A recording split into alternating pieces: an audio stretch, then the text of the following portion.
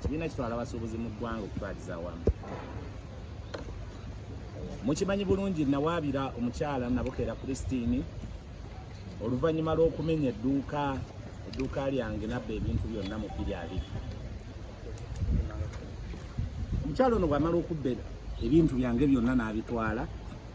namuloopa mu kkooti zaali 4 nasooka ne muloopa mu kkooti ya Katonda bwe namala ne muloopa mu kkooti eya criminal court Uganda Road mu kibuga Kampala bwe namala ne muloopa mu kkooti endala eya civil omusango guli civil division wali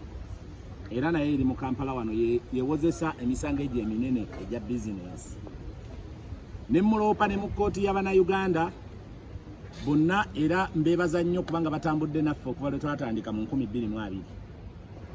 naye mukyala Nabukera ono ebbanga lyonna abadde aguumaza Abannayuganda ng'alaga nti ayagala nnyo okuteesa nange mbu naye ate nze sikola ki nze saagala so tumiitinze ebbanga ddene kati wiiki ewedde ku lunaku olwokuna mwami Magala yajja n'ansisinkana naŋŋamba nti mukyala Nabukera ayagala okummiitinga ebyaddala nafuna akamwenyumwenyu ku matama nga ndowooza nti omukyala ono ampise tutule ku mmeeza tukkiriziganye yeekubye mu kifuba aliibwe ebyo ebintu bye yatwala naye ekyasinze okummalamu amaanyi katankabe n'amaziga mukyala Nabukera kwe kutandika okunneewaanirako obwewaanizi nankakasa nga bw'akolagana ennyo ne maama Janet era sisobola kumusobola bw'akolagana ennyo ne Natasha bw'alina amaanyi amangi ennyo ne Jeno Tumukunde ekyasinze okunkuba enkukwe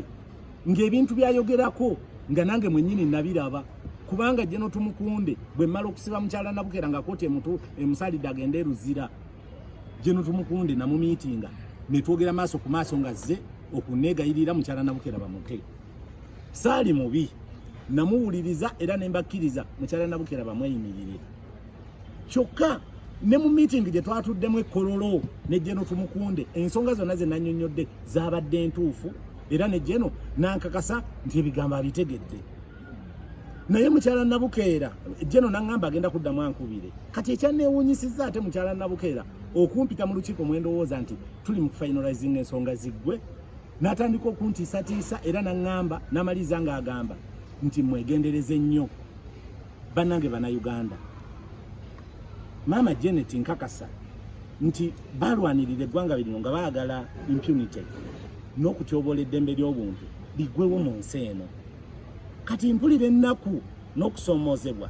okulaba ng'ate bazze emabega wa Nabukera okunyigiriza nze omuntu omunaku mponga byoya ebintu byange byatwalibwa nga ensi yonna eraba mukyala Nabukera n'abitwala nga yambibwako abakozi be era nkakasa ebintu ebyo abirina edduuka n'alimenya nga mbadde mu dduuka okuva mu 2016 naye natidde nnyo nga nkakasa ebigambo byonna byaŋŋamba nga nalindira byeko kubanga yamaze ng'ayogera ne ku mulamuzi Kamasanyu n'agamba nti era baamuteekawo awo nga state agent alina okulabirira mukyala Nabukera atageza n'asibwa era ennaku z'omwezi nga 2 Novemba bagenda muwa buwanguzi bwe kati ne ŋŋamba ate nga nakirabako era mukyala Kamasanyu Gladys yabba fayiro yange mu kooti 4 n'agitwala n'agiremera okugimuggyako abasuubuzi baamala kuŋŋaana ne bakola okwekalakaasa mu kkooti emisana ttuku fayiro n'alyoka agituddiza mu mbeera eno nsaba gavumenti maama Janet siina kye nakola mukyala Natasha siina kye nakola nawe oli muzadde kuba kati okuze oli mukyala mukulu nawe abaana bazadde balina mbasaba muleke kwenyigira mu kunyigirizibwa kwendiko nga mukyala Nabukera abakulembeza okunyigiriza ndi mwenyamivu nnyo omukyala yantisiza okunzita meetings etutuddemu zonna nga munsindikira Jeno Tumukunde ne tutuula ekkololo ne munyonyola ebintu byonna nga bwe biri sirina kye nali mukoze sirina wadde ekigambo kyonna kye nagamba nti kino wabula omukyala yamenya edduuka ng'ensi yonna eraba abasuubuzi nga balaba ebintu byonna n'abitwala nali n'omwami ono ne tugenda ku poliisi n'erwa Nze Lwegaba Moses Chairman Katukazane Shoes Dealers Association Uganda Limited, ate era nga ndi mwogezi wa UTEA, United Arcaders Traders Entrepreneurs Association Uganda, nga twekuŋŋaanyizaamu ng'abasuubuzi okutwalira awamu. Tuleese kunyolwa kwaffe. Nze nali omu ku lunaku olwasookera ddala okutuuka ku dduuka lya munnange ono nga balimenye mu biseera bya no rent, nga tugulubana mbeera abantu obutabajjaako ssente, era abakulu bano bwe bataatuwulira nga balowooza baffeffe bazibu, abantu 45% baava mu bizimbe ne bayiika. Kati obusungu baabuzza ku ffe. So mu nsonga eno kye tuliko bassebo ne bannyabo, si byakusaagamu. Abasuubuzi twagudde, twaweddewo, ne ate n'abavaayo ng'abasitula eddoboozi okubuusa ku balala. Bassebo ne bannyabo ate batukuba tuteekera ddala mu ttaka. So ku nsonga eno ey'omusango gwa Mwami Kabanda John ogw'okumenyebwa edduuka lye mu Nana D21, bassebo ne bannyabo, si gwa Mwami Kabanda ng'omuntu, gukwatira ddala okuva ewaffe Mutukula ku booda mpaka ku booda e Busia. Buli musuubuzi wonna w'oli ng'opangisa ennyumba nga siiyo, ne bw'oba ng'oli mu apartment ng'opangisa mpangisa oba omuzigo, kino kikwata ku mupangisa na landiroodi wo. Abasajja bano n'abakyala bano twabasanga be bakatonda nga tebagambwako. So nno ne tujjayo amaloboozi gaffe ne tugamba ffe twewaddeyo nga saddaaka, kubanga n'abakulembeze abatufuga bagamba baali 21 ne bakwata emmundu kati be baawangula. So nno ku lw'abasuubuzi ffe twavaayo nga tugamba embeera eno ey'okunyigirizibwa nga tugikooye ffenna tukoseddwa, abamu baliyo tebalina na bwogerero, naye ne tugamba tusitule eddoboozi. So bassebo ne bannyabo, nkoola bannayuganda mwenna, tubayita ng'ennaku z'omwezi 2 tugenda kuyiika ku kkooti ya Buganda Road, go ge mazima.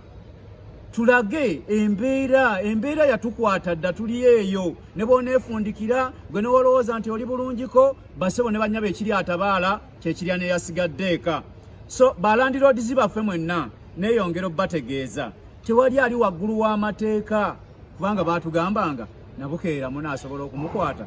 ne tumukwata, nabukeera munaasobola okubeera naye omugagga asobola okubeera mu kkooti ne tuyimirira naye mu kkooti. Omugagga anaasobola era ajja basindikiranga looya we. Bassebo ne bannyabo yagezaako okusikeepingamu omulundi gumu, baluwa ne zijja nga yafukamira bufukamiza okuwona ekkomera. So ne kino mbategeeza mwenna balandirozi ab'enjawulo, tewali ali waggulu w'amateeka, ate kitegeere nti waliwo ne ssente weetajja kugasiza.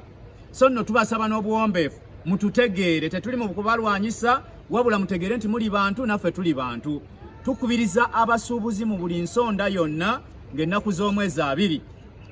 tuyingireko. Abange yogera nnyo ndi mwennyamivu nnyo olw'ensonga eno